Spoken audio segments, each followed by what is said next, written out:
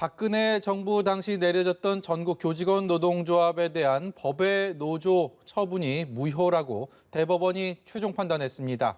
7년 만에 전교조 합법화의 길이 열린 셈인데요. 취재기자 연결해 보도록 하겠습니다. 강은나래 기자, 먼저 판결 네, 내용부터 네, 들어볼까요? 대법원 전원합의체는 전교조가 법의 노조 통보 처분을 취소해달라며 낸 행정소송의 상고심 사건에 대해 원고 패소 판결한 원심을 깨고 사건을 서울고등법원으로 돌려보냈습니다. 정부 처분에 불복해서 전교조가 소송을 낸 지 약 6년 10개월 만이자 상고 4년 만에 나온 대법원의 판단인데요.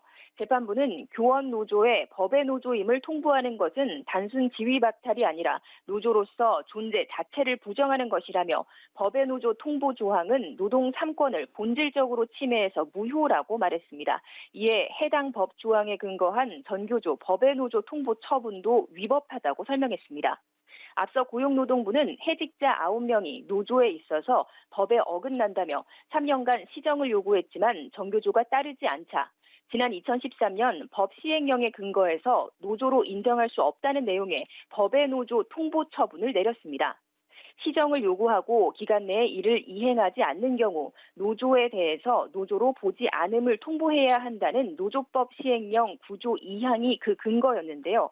오늘 재판 결과는 심리에 참여한 11명의 대법관 다수 의견으로 나온 것인데 그중 2명은 현행 규율에 동의할 수 없는 부분이 있다면 이는 입법을 통해서 해결할 문제라면서 법이 정한 요건은 지키지 않으면서 그 요건을 충족하였을 때 주어지는 법적 지위와 보호만 달라는 식의 억지 주장이라며 소수 의견을 내기도 했습니다.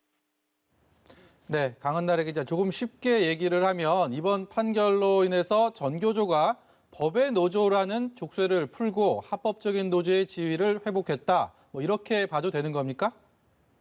바로 그렇게 되는 것은 아닙니다. 대법원이 이 사건을 파기환송하면서 전교조는 서울고등법원에서 다시 재판을 받게 됐습니다.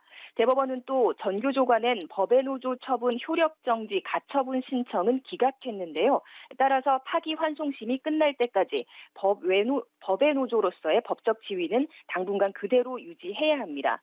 정부는 이와 별개로 해직자도 노조에 가입할 수 있도록 하는 내용의 노동법 개정안을 국회에 제출한 상태입니다. 따라서 개정안이 통과되면 전교조는 향후 파기환송심 결과와 무관하게 법적 지위를 회복할 것으로 보입니다. 7년의 시간이 지났는데요. 선고 직후에 전교조가 직접적인 입장을 밝혔다면서요? 어떤 반응 내놨습니까? 네, 선고 직후 전교조는 대법원 앞에서 기자회견을 열고 마침내 법의 노조의 굴레를 벗었다면서 환호했습니다. 또 사회정의와 민주주의의 소중함을 일깨워준 동시에 가장 큰 교육적 폐를 청산했다면서 정부와 사법부는 국가폭력의 피해자인 전교조에 진심으로 사과하고 피해 회복 등 신속한 후속 조치를 취해야 한다고 강조했습니다.